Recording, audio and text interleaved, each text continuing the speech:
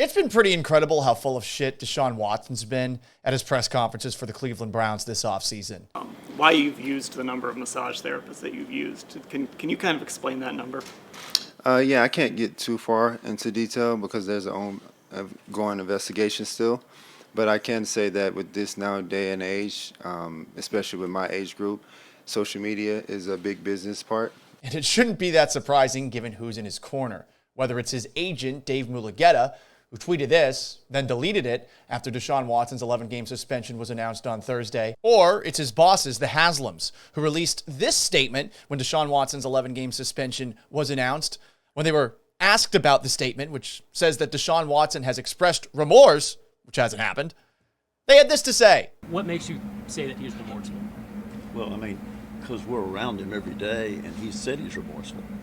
He didn't say that until just the day of that Jacksonville. You know, I think Yeah. I said it pretty well, is that this counseling is a process, and it's going to take some time for him, the layers and the layers upon getting there. We feel like he's making progress, and with us, we have seen that. A lot of what held Deshaun back was he was counseled by his attorneys not to say anything, okay? Okay, Jimmy, but whatever advice his counsel was giving him, it's been really fucking confusing for the public because it started off like this. I've never assaulted or disrespected or harassed any woman in my life. I never assaulted anyone, never disrespected anyone. I've always been respectful, and that's what I've always, stood on, and that's who I am as a person. Again, I've never assaulted, I never disrespected, and I never harassed any woman in my life. June 14th, he maintained, I've never assaulted anyone, disrespected anyone, harassed anyone. But he also had a weird apology, which is not the apology anyone was looking for. I never forced anyone. I never assaulted anyone. So that's what, I've been saying it from the beginning. And what I was saying is, yes, I never assaulted, disrespected, or harassed anyone. But at the same time, I do understand that I do have regrets as far as the impact that it's had on the community and people outside of just myself. Males, females, everyone across the world. Like I said, I never assaulted anyone, or I never harassed anyone, or I never disrespected anyone, or I never forced anyone to do anything. At his press conference on Thursday, Watson again apologized for triggering people. And then he said that he had apologized before. What are you apologizing for? For everyone that was affected about this situation, there was a lot of people that was triggered. Well, I apologized beforehand. I think the second time I spoke to you guys, I actually apologized. But I think for some people, it didn't maybe register as I was apologizing. We've been trying to tell my side of the story, but a lot of people wasn't able to, or didn't really pay too much attention to it. But one day we will. But this is where it gets confusing because, remember, a week before, Deshaun Watson had apologized one-on-one in an interview with a Browns team reporter. I'm truly sorry to all the women that I've impacted in this situation, my decisions that I made in my life that put me in this position. But now come back to Thursday's press conference.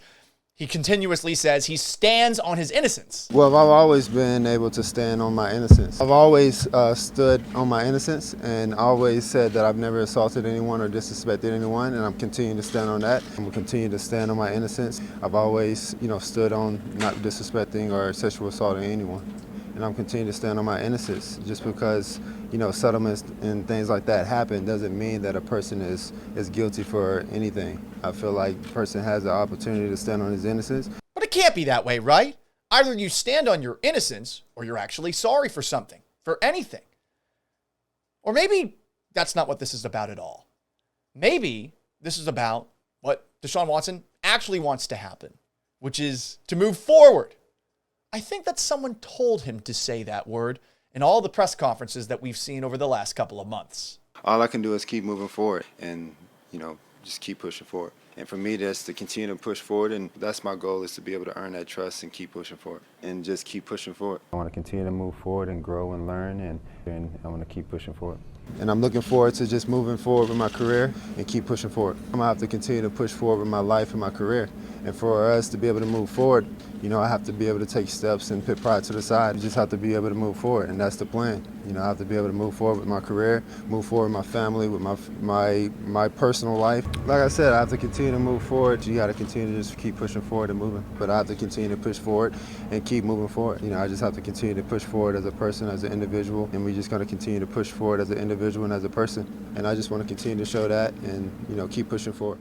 I got to say, whatever Deshaun Watson is paying his team to help him with this public relations nightmare, they are getting paid way too much because they are not fucking good. I mean, he's just repeating himself over and over and over again, and anyone with ears can hear it, can see it.